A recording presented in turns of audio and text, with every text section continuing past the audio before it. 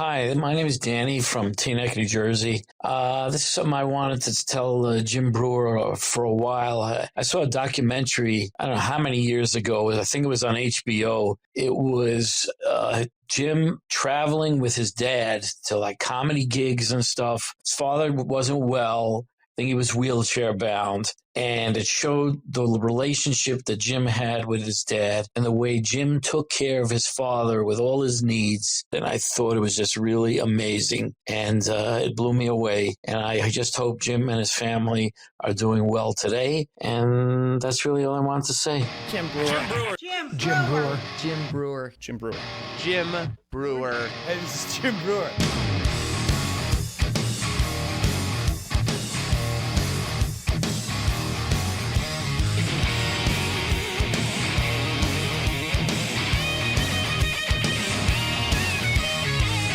Hey, Mike, what you doing? What's going on, man? I'm just getting ready for the show. Yes. So, How you doing? I'm good. So I'm excited about today. Today, do you know much about Michael Franzese? I don't, but I mean, from what I've heard about him and read about him, I'm stoked to get him on the show. Yeah, this can be. I got a lot of questions. I got like a lot of questions. Do you have specific questions before we go in there? No. No? I'm just here as an observer to listen. I just want to learn about this dude. He fucking seems interesting as hell, man. Well, I don't want to waste his time. So he is here. Please welcome Mr. Michael Franzese. First of all, thanks for coming on. Well, thanks for having me. And I like, obviously I know things about you and your past and all that jazz. But I want to talk to you like I don't know not a lot about you. And where I would like to start that is as a child, when does it first occur to you? You're like, oh, my family's definitely different than most other families I know. Well, that happened pretty early, Jim, because my dad in the 60s was kind of like the John Gotti of the 80s and the 90s in that, I mean, as far back as I can remember, 4 or 5, 6 years old, my dad was under constant surveillance.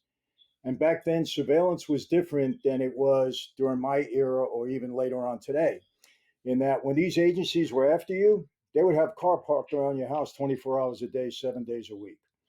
So that started, in the early 60s with my dad, maybe even in the late 50s. And so I was, 7, 8, 9, 10 years old. But even earlier than that, I remember as a kid, I was at my dad had to move us out of Brooklyn, me and my mom. We went to my grandmother's house in Long Island. I think I was 3 or 4 years old. And it was during the Colombo War, the Profaci Gallo War, I should say, Colombo family now. And I hadn't seen my dad for a couple of days. And then out of nowhere, he popped into my grandmother's house, unshaven, full beard. His right-hand guy, Joey Brancato, was out on the porch, kind of standing guard. And my dad came in, spent a few minutes with my mom, hugged her, came over to me. I was sitting on the steps. He hugged me and, said something to me I don't really recall, but he gave me a hug. And then he left and we didn't see him again for a couple of days. So something like, what's going on? My dad is gone. He hasn't shaven. This is not how I normally see him.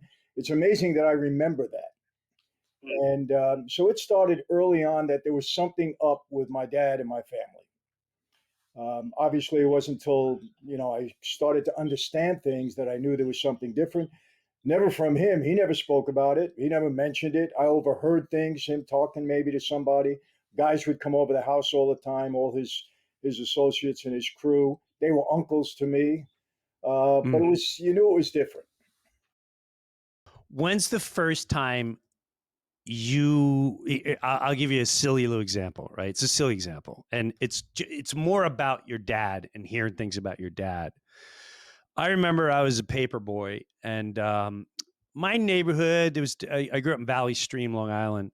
And I remember my dad would sit on the porch, have his beers after the day, and there was a couple people that come over and, hey, Mr. Breuer, and they'd all hang out on the porch. And I remember one of these little kids, and it was always the family that owed me a lot of money as a paper boy. I'll pay you next week. I'll pay you next week. So after a couple of weeks, I'd finally like, hey man, it's been a couple of weeks. I'm just a kid trying to make. And there was a little kid outside, and he kept saying, your daddy's an alcoholic. Your daddy drinks a lot on the porch. And I wanted to squeeze this. He was only like 6, 7 years. I wanted to squeeze this kid's head, but I knew it wasn't. It really threw me off. And I wanted to say to the kid, like, hey man, maybe if your dad was in the Philippines for a couple of years, he'd have some. And I just remember that was the first time where I heard some other people say some things, but it was the first time I started really trying to understand my dad and that issue, meaning like, what do you mean my dad? You talking about my dad? There hadn't been moments for you as a child or as a kid where other kids are coming up and they're like, hey, your dad is blah, blah, your dad's a real this. And I would imagine the effect on that when you're little, you either want to knock the shit out of them, or that's when you start going like, what is everyone talking about? Did it morph into that as well? Like, are you a teenager, or are you like around 10, or do you not recall stuff like that, those emotions? No, it happened. My dad got a lot of media attention, and after, we moved out to Long Island from Brooklyn, and I went to a Catholic school out there, and it was funny. There was a small contingency of Italians, and the entire school and neighborhood was all Irish, right? Totally different from where I came from. We were all Italians in the neighborhood. So there was an article specifically that came out about my dad called "The Hood in Our Neighborhood." And it was a big article in Newsday. You probably remember Newsday out there. Newsday, yeah.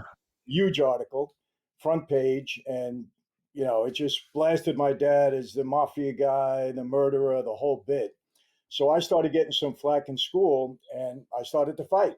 You got a mafia dad, and I would fight because I love my dad and I defended him, and obviously our family. So I dealt with that. It wasn't to an extreme because I was an athlete in school. I was fairly popular, so that obviously helps. I had a lot of people on my side, but you always get the wise guys or the guys that try to bully you. And so I had my share of that.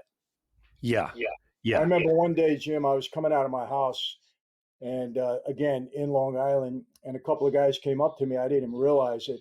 And they were walking down the street, they had a baseball bat. And when they walked by me, they hit me with the bat and broke one of my ribs. And I went down immediately. You know what that happens, all the air is out of you. And then they took off. I mean, we found out who they were later on. But so I had some stuff like that go on. Wow. Yeah. Well, here, I'm going to ask you this. And if you tell me if you thought this was real or he was totally messing with me. You obviously know Joe Pesci is, right? Yeah. I'm convinced. I don't care what anyone says. I'm convinced somewhere he's in there. He's whatever it is, whatever degree it is, he's in there. Right. So when I was on Saturday Night Live, right, I would imitate him, but mostly from the movies because I was a big fan. And when he met me, I was never so spooked out in my life. He met me in this little room, right? He's like, yeah, I want to meet. I go in there. He's got 2 assistants. And he goes, first thing he says is, you going to thank me for giving you a career? And I laugh like, oh my God, yeah, that's really funny. And he goes, he starts getting, he's definitely agitated. He's like, you try to make me sound like I don't even sound the way you make me sound. Like it really bothers me. And you make, and he started talking about De Niro. You make him sound like an idiot. Like he only knows 3 words. And then he goes, can I ask are you Italian? And I didn't know at that time. I go, well, no, but I know I grew up with all Italians. I didn't ask you if you grew up with Italian. Where'd you grow up? I said Valley Stream. He's like, yeah. I didn't ask you. I asked you, are you Italian? I said, no, no. And then he went full blown. Then where do you get the audacity to use some of the slurs you use? And it got spooky, Mike. It was like he went, and I've said this a million times. I put it out there. And I went, well, I got Frank as the writer. He goes, yeah, I met Frank. And he went this whole thing, how his family came here and helped build the country, and he was a masonry and blah, blah, blah. And I was convinced up until I finally turned my page that I'm being dead honest with you. I was scared to death because I also knew he had something to do with the Jersey Boys just from the people I grew up with. Right. Yeah. I already knew like he was in the scene and I already knew all this. I know how it works. Right. So he goes, I stopped him after a while. I said, hey, man, I never meant any disrespect. And to be dead honest with you, I never call an Italian a name. If you really listen to the sketch, the sketch is me accusing the other person of thinking that. Like I'll say, what do you think I'm some kind of, rigatoni, blah, blah, blah, blah, blah, blah. I go, I never call an Italian a name. It's the character. Do you understand? I go, and you know what, man? I tell you what, my first movie, Raging Bull with you and Easy Money and Goodfella, I'm a huge fan. I was just imitating you, and someone said, let's write the sketch. I literally said, the sketch. I'll never do it again. I had no clue this disrespected you. That's never what I wanted. And he stood there for a couple seconds, and his whole demeanor changed, and he went, I'm busting your balls. What the I'm fucking with you. I'm playing around. Come on. What are you're from Long Island. But I, to this day, do not believe I believe he was dead serious.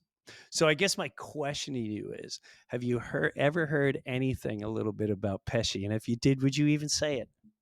I can tell you for a fact, I don't believe Joe Pesci was connected in any way. He knew some guys, but he wasn't connected. But let me tell you what happens. A lot of these guys, I'll give you the perfect example. Johnny Russo. You know who he is, right? Yeah. Okay. Johnny Russo, the way he carries himself, you think he's the second coming of Don Corleone. He's a guy. Right. Yeah. And he's not. He's got no relationships. He's not part of the crew or anything like that. But some of those guys, they get so into their part. And I'm not saying this about Pesci. I think Pesci's a brilliant actor. So do I. I mean, in the movies, he lights up the screen in every scene that he's in. It's amazing. The guy is 100%. And then comedy and all. The guy's brilliant. So, 100%. I mean, does he know guys? Did he rub shoulders? Yeah, of course. But you take Jimmy Kahn. Jimmy Kahn was very close to us, very close to my captain at the time, Andrew Russo, very close to my boss, Carmine Persico. Lenny Montana. He was a former, not a made guy, but he was a former street guy. He was very close with me afterwards. He played Luca Brasi. So a lot of guys have relationships. They rub shoulders, but it doesn't mean that they're part of the gang or part of the crew. And I think Pesci in that category, like De Niro. De Niro stays away from guys, Yeah. But everybody gets the impression that he's a connected guy, and he's really not. Chaz Palminteri, the same thing. Good friend of mine, dear friend, but he knows people, but he never got involved in any way. So, but listen, you grow up around that element, you just meet people. You can't help Correct. It. Yeah. Now, that's 100%. not to say if they needed a favor that we wouldn't have assisted them. But a lot of times they don't want to come for the favor, because they feel, oh, man, I get a favor one time, that's it. You guys own me, Well, yeah, that's. I've had those scenarios like, hey, man, so-and-so love to meet you for a movie. And like, if my agent calls and I get an audition, sure. no. I'm like, yeah, I don't know if I really want to. It's all good. It's all good. Thanks for looking out, but yeah, I'm not interested. Because I'm always worried about like, oh shoot, what's the next thing I got to do? All right, a lot of people don't know this, but wasn't Nancy Pelosi's father a very well-known mobster? A connected guy Very connected. in Baltimore. Mm-hmm. He became mayor because my former associates helped him get the position, and he was involved with the guys. There's no question about it. That's what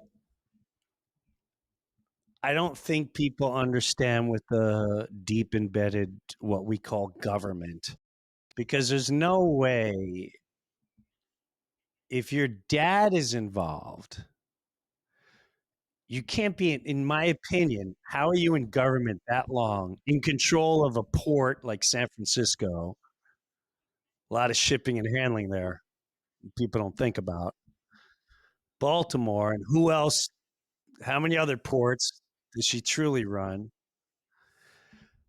But this is a very important person in our so-called government. Now, the thing that always baffled my mind is how much different is government compared to like mafia? Is it really that much different at the end of the day? Except for, in my opinion, they legally, quote unquote, get away with everything. Well, Jim, I just wrote a book, Mafia Democracy, and I mean, I lay it all out in there. You know what people don't understand? They should read the book The Prince by Machiavelli. Machiavelli describes what's going on in our government, especially in the past 4 years, to a T. And this is kind of what we adopted on the street. Machiavelli, in teaching his prince or advising his prince how to maintain control of his kingdom, tells him this. He said, to maintain control, because that's the most important thing, control. To maintain control, you can lie, you can steal, you can even murder. You can do anything that's necessary to maintain control, because from control comes your power, comes your wealth, comes everything else. He said, however, to the outside public, you must always appear to be upright, honest, and have integrity. I just described our government. I just 100%. described our government. And that's exactly in the past 4 years what we've seen. The whole plan, the scheme to open up the borders, to bring these migrants in, to give them an ID card or not give them an ID card, but allow them to register to vote so they can turn every state blue and never lose another election. They want to maintain power and control. During COVID, everybody's got to get the jab. You can't go out of your house. Maintaining control, putting fear into all of our heads and hearts. This is exactly what they're doing. Government handouts, depend on us. We're smarter than you. We can tell you what to do. Depend on us. We'll pay you. We'll take care of you. They want total dependence, and this is it. And then you get a woman like Nancy Pelosi, who's made so much money through insider trading. She's known as one of the best stock traders in the world. The woman can hardly put two sentences together correctly without sounding like a fool, waving her hands all around everything else. I'm sorry, but I have it into her. Yeah, and one of the worst things that she's done, whether you like your president or not, you're the Speaker of the House, he gives an address. You stand behind him and rip up his notes in front of the entire world, and you mock the office of presidency to the entire world to show how divided we are. I mean, I don't know who this woman thinks she is, but somebody should remind her, hey, we pay your salary aside from the money you steal. We pay you to keep you in office. And it's just a terrible, terrible thing that this woman is about. And look, she stabbed Biden in the back. I mean, she's deflecting the blame to everybody else. This is not a good person. She doesn't belong in office. She's the perfect reason why we should have term limits. Yeah, I remember I saw a great video of her where she's telling the press how they smear people. And she basically says it's called the smear campaign.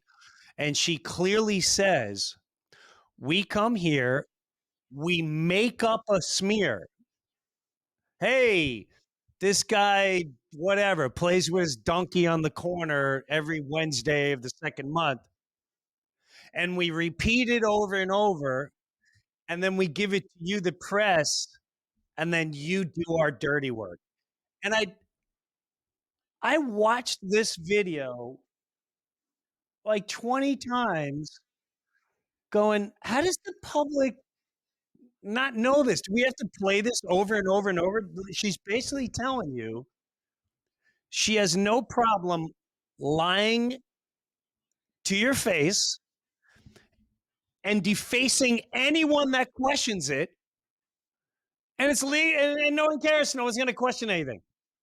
That's the most mind-boggling thing I've ever heard in my life. So I'm working on a thing called gene therapy, which is my good friend Gene. And if you have an issue and you want Gene to give you his way of therapy, gene therapy, send in your voicemail. Just go to jimbrewer.com, and then we know if you made it that far, you really wanted to hear some therapy. Should be good. We'll let you know when we're ready to roll with that. Gene therapy. Send in your concerns or where you need help. Keep the show rolling. Don't let me know that something's bad, because I pick up on that right away. Oh no, we're going down, and it'll look good.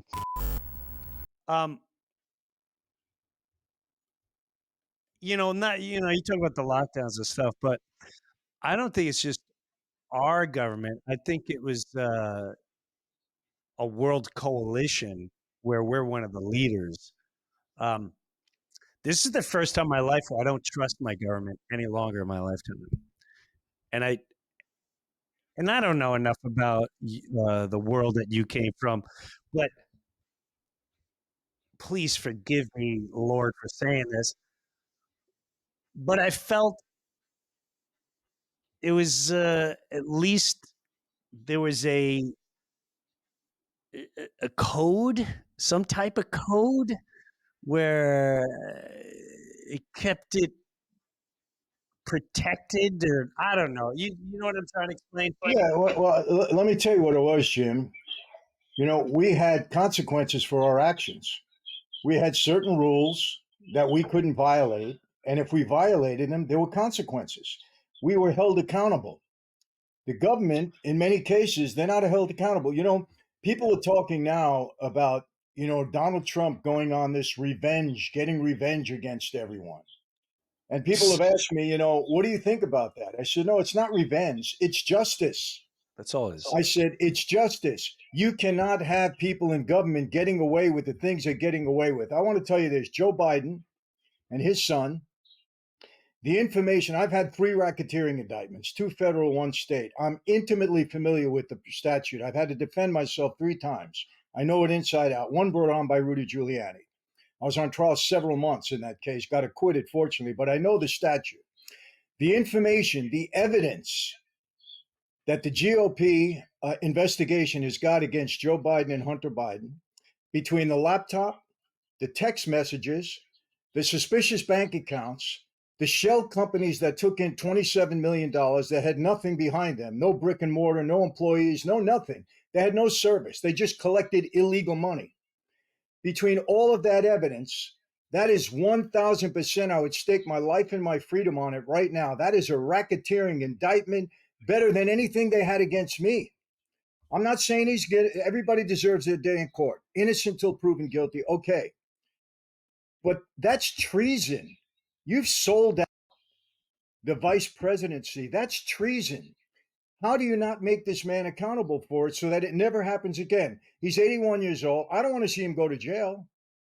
He's 81. He got away with it. Fine. We already know he was guilty. His own special prosecutor said he was guilty of having classified documents he shouldn't have had, but he was too old and too demented to go to trial. But basically, they said he's guilty. This is not a good person either. And this guy has to be held accountable. I believe Trump has to show you cannot get away with this in office.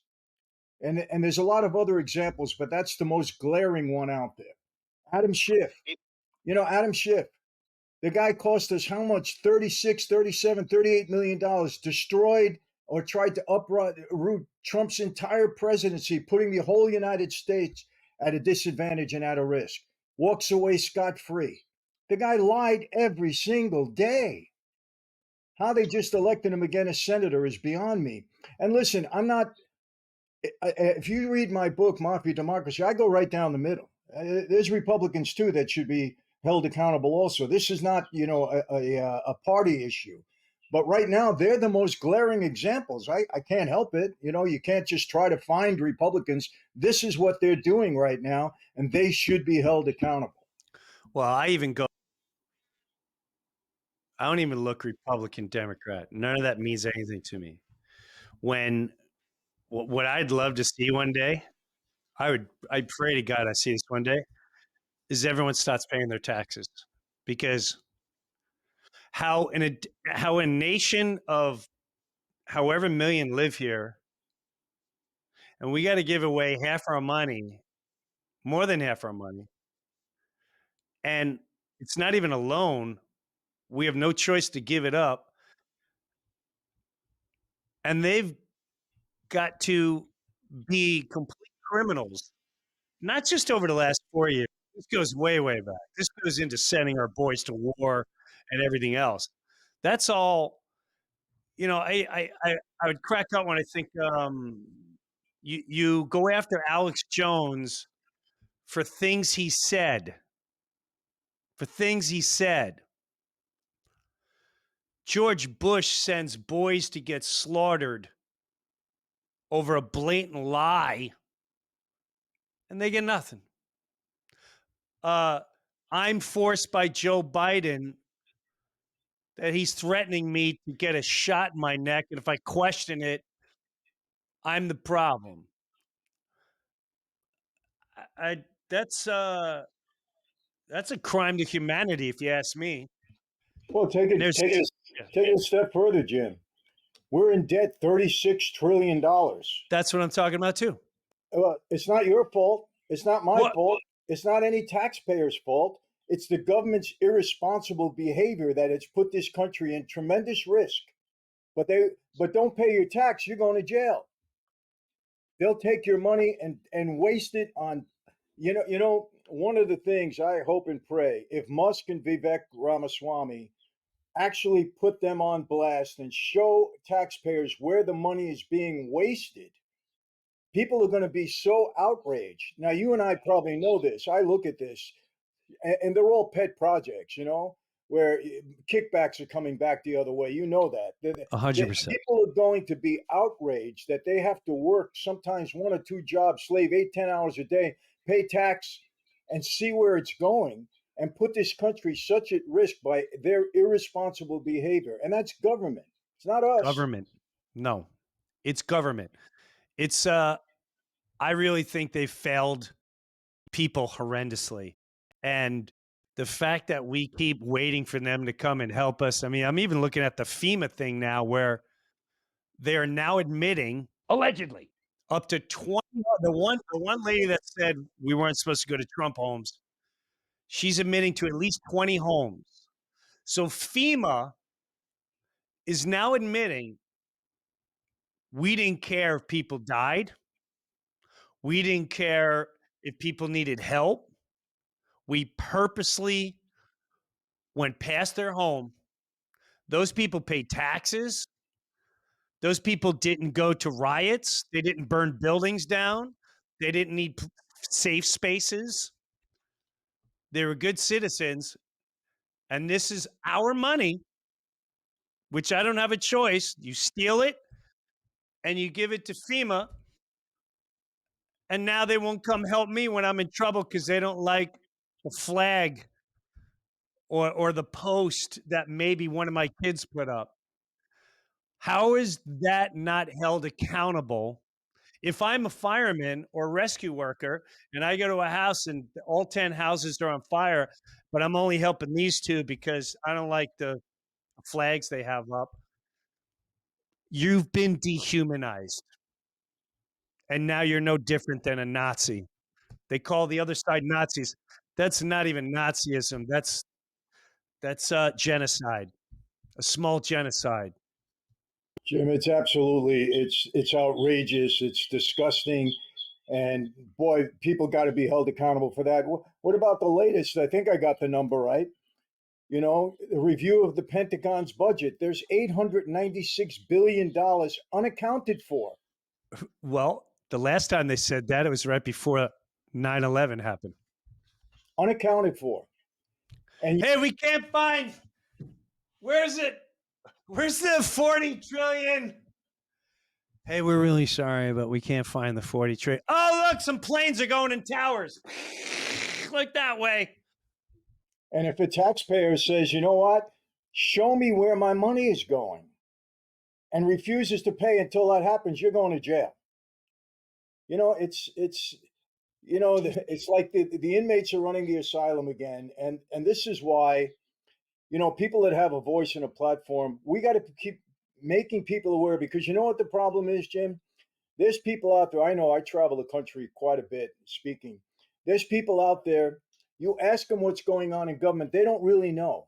They have no clue. They're ignorant, but not in a demeaning way. These are the poor people out there working their asses off, trying to survive under a crazy economy that we have now, paying, you know, double what they were paying before for gas, you know, spending an extra $200 a week to buy groceries just to feed their family. Some of them not eating lunch so they can have dinner, you know, with the family. I mean, I've heard all of this. When they get home, they're not turning on the news, and they're not into everything like we are. They don't see. So they hear something. Oh, yeah, okay. Yeah, I'll vote for Harris. Yeah, she sounds good. They don't have a clue, but it's not their fault, because this is the situation that so many people have been put in. They're ignorant. And again, I don't mean that in a demeaning way. They're just uninformed because they don't have the time to be informed. Government's biggest tool has always been media. The news. The news is not news. It's just branch of government. And people don't understand that. So they're going to constantly sell you what these morons are stealing your money for, and who they want in charge and who they don't want in charge. They're the real, in my opinion, demons that need to be accountable. The owners, the script writers, the advertisers, the actual people reading the screen, selling you. But this is the first time where celebrities with 50 million people following and news, they didn't win. They did everything in their power to make you not vote for this person. Now, I don't believe in voting. That's just my personal opinion. I think everything's professional wrestling. It's a big show. I don't know where we're going. I pray to God it's going to be good. That was the most exciting thing for me. It's the first time where government people are talking the way we are, like on your Rogans and your Theo Vons and all the other ones. And then people sit really, that's where they can really examine you. And I'm hoping that becomes the future. It doesn't have a choice. Oh, there's no question that that'll be the future, because, you know, they pushed too far. They blew the it. Nazi, the threat to democracy, they push people to. They just think everybody's ignorant and everybody's an idiot. But what they failed to understand is, you know, George Bush said it a long time ago. You know, it's the economy, stupid. There's two things that you can't take from people. Number one, their bread, their ability to feed themselves and put a roof over their head, and number two, their public safety. And people are suffering on both ends of that for too long now. So the BS that they tried to sell them just didn't work anymore, because they're feeling it. You get these crazy peoples in the media that sit on their throne up there and making millions of dollars to spew out garbage, you know, and they don't have a clue. They don't care about what's going on the border because it doesn't affect them. They don't care the supermarket. They don't care about, you know, public safety. They have their, you know, their entourage around them. They don't care about gas prices, and they can't even relate. They're dumb, so dumb they can't relate to people in the streets that are going through that. But, you know, there are two things, Jim. that is so dangerous to our country that happened in this past 4 years. Number one, the weaponization of government agencies to go after their political enemies. They've done it with the FBI. They've done it with the CIA. They've done it, and Trump has got to put a stop to that, or we're all in trouble. He's got to stop the weaponization. Look what they did to him. First time in history that an ex-president gets treated like that. It was disgraceful. They don't even care what they're showing the world. They're so filled with hate and such a thirst to stay in power. Secondly, the media. When the media goes along with those people in power, and it's all propaganda from that point, these are the two things that he has to get under control. And I'll tell you another thing. I was called to task for this, but I defend it, and I'll say it again, and I mean it. If I were president, first thing I would do is line that border up with the National Guard, and I would tell those cartels or anybody else, you bring these opioids and fentanyl into this country, you're going to get shot. We're going to see you right now. You're going to get shot, and go tell you people how you got shot. Shoot them in the leg, shoot them in I don't care where you shoot them. And the second come, you're going to die, because they're killing 100,000 people a year bringing this garbage over the border. And we have a president and an administration that doesn't care, because if they cared, they would stop it. Well, this is what people don't understand. In my opinion, if we're invaded and they start shooting people in the street, you'd immediately want to call to arms and take care of the situation. If we were invaded through our southern border and they started shooting people, we'd instantly come together and take care of the situation. What is the difference of what they're doing with trafficking and drugs? They're just not using bullets. They're using drugs to kill so many innocent lives. And this has been going on for years and decades. So that's why I know the government works with their government and they help get them through. I know someone on the border that said a lot of their people were killing themselves because like trained to be a cop and they can't do what they're supposed to do, and they're turned to turn away, even though they know what it's going to turn into. It's like showing up at a house in a domestic dispute, and they're beating a 3-year-old and they're raping a 6-year-old, but the cop is told, just let it go. And that's a part, and I know that personally, of what people do not understand. They think border and they go, oh, people are escaping the country. They're not escaping. They're not escaping. This isn't Cuba when they're leaving their lives on a raft. This is a whole different monster. Anyway, I think you have an administration that sits by and watches Americans get killed. They made money off it. And in the case of fentanyl, it's not even addiction; it's poisoning. Correct. You get you get a piece of fentanyl the size of a grain of sand, and it can kill you. They're being poisoned. You don't even have to have an addiction to fentanyl when it's laced in an opioid or an Adderall or something like that.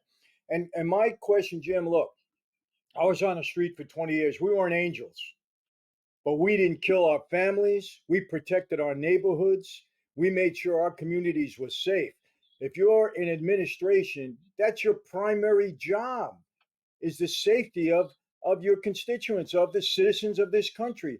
And you allow this to happen? What kind of human being are you? You people in power you're all a disgrace.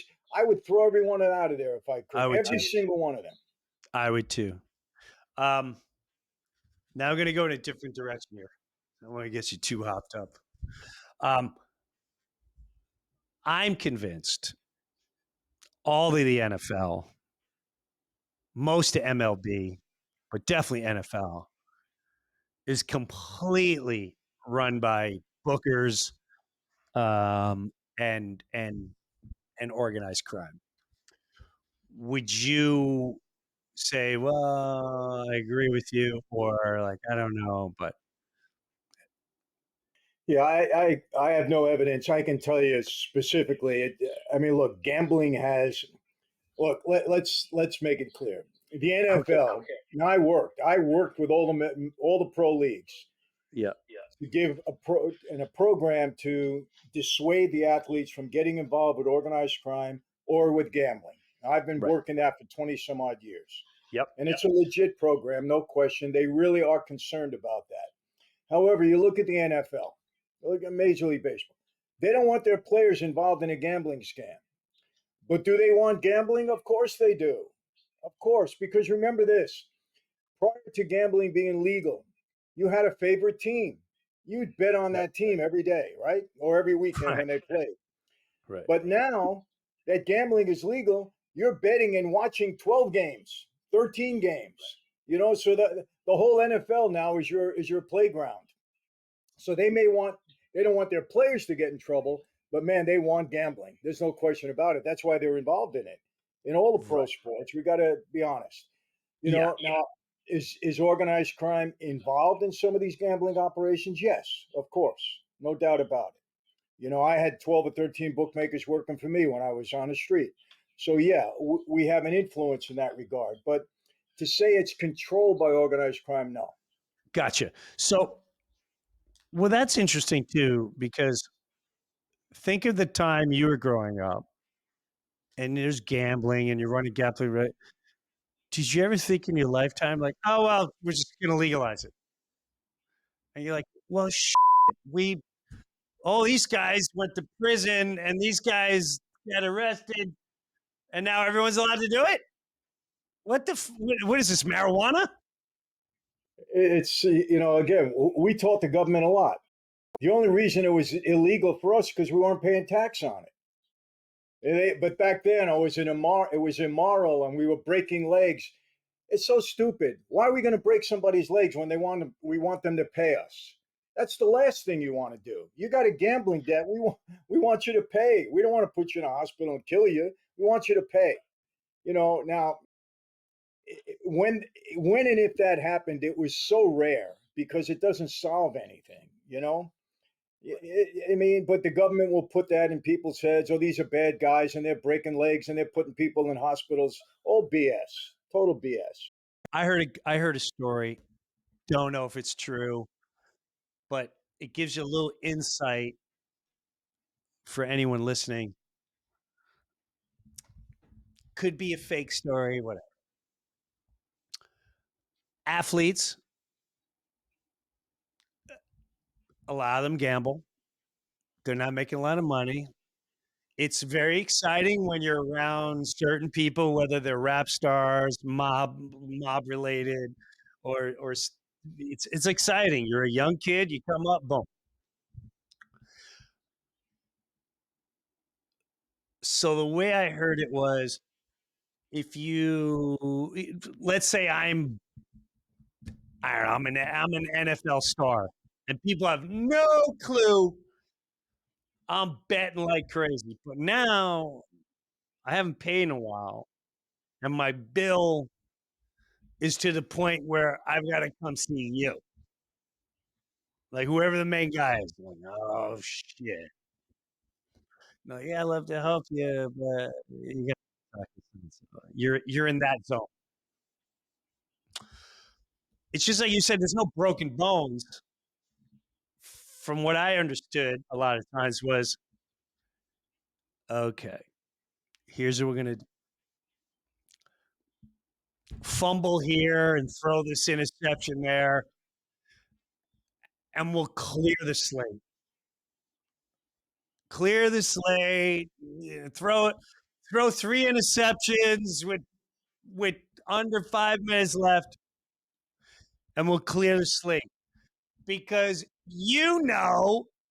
this dummy's gonna be back. It may be a year from now, maybe 6 months from now, but this dummy's gonna be back. He can't help it. He can't help it. It's more powerful than him wanting to win or whatever this should be. That is Absolutely. And let me tell you, you know, personal experience. I mean, I'll give you one example, and I have several. It was an NFL player that owed a bookmaker $100,000, right? And the bookmaker came to me and said, what should I do? Should I cut him off? And I said, why would you cut him off? Let him get into you for 200 grand, 250, Right. 300. Let him get into you for $1 million. I don't care. And then bring him to me. Right. So he comes in, I sit him down. We'll give you a number. Hey, you owe me 200 grand. How are you going to pay? You got to pay. Tell me how you're going to do it. You got a rich uncle. You want to rob a bank. I don't care what you do. Bring me the money. Well, I said, I'll tell you what. I like you. I'm a fan of yours. I like your team. Here's what you're going to do. You're going to pay me 2 points a week on the money and just be here every week. You play on Sunday. Monday, you be here with the money. That's it. So what happens? He's happy to get out of the room. Oh, okay, great. He leaves. He'll pay 3, 4, 5, 6, 7 weeks. I know he's down the corner betting with another bookmaker to try to make it up. That's what they do. So finally he comes in. Hey, you missed your vig. What's going on? Well, okay, here's what you're going to do. You're a running back.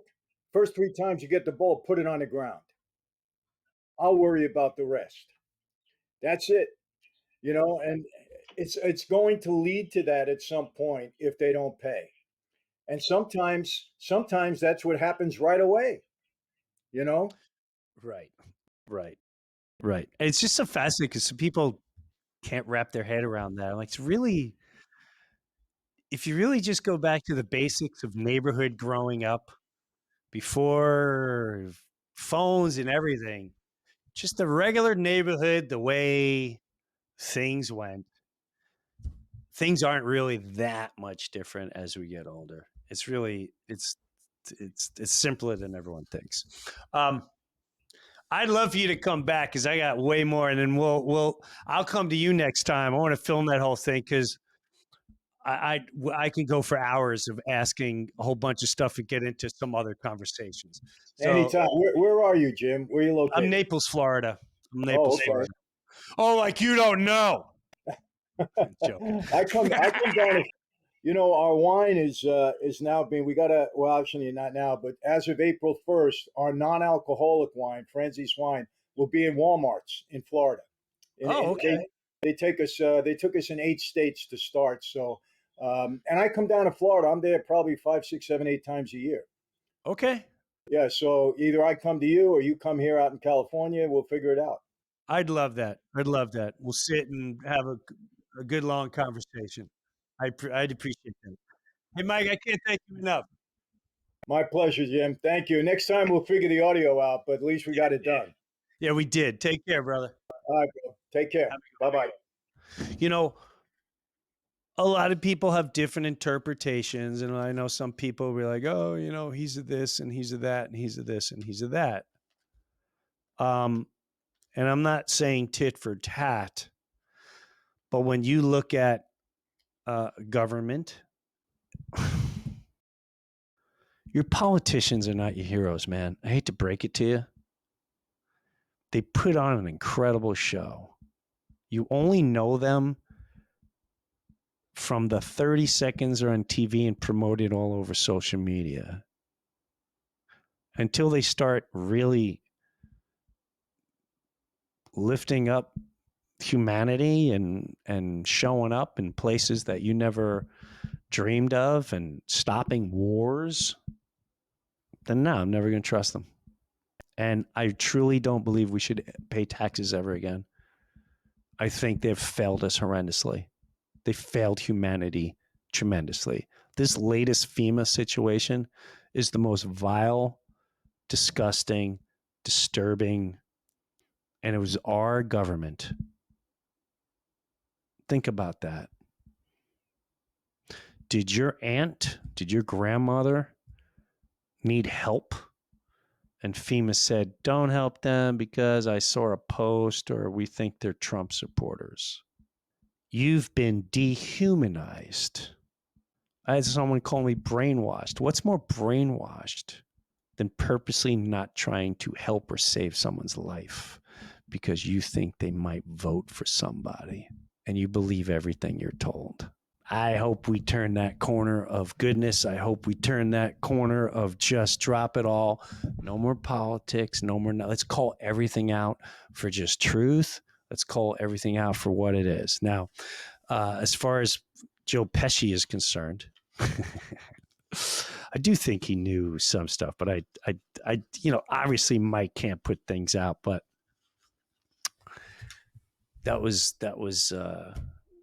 interesting when I brought that up to him. But anyway, I hope you have a great weekend or a week or whatever's going on in your life. And thanks for all the messages and all that good stuff. And we'll catch you next week on the Breuniverse. Take a look around and what do you see? Lock the date down tonight, we're making history. Hey, this is Jim Breuer, and I got my own Patreon page, and hopefully you'll check it out. Live comedy concert streamed once a month. Early access to the Breuniverse podcast every single week, and have bonus footage and bonus segments. I promise you I'm not going to let you down. Go check out my official Jim Breuer Patreon page, and I'll see you there.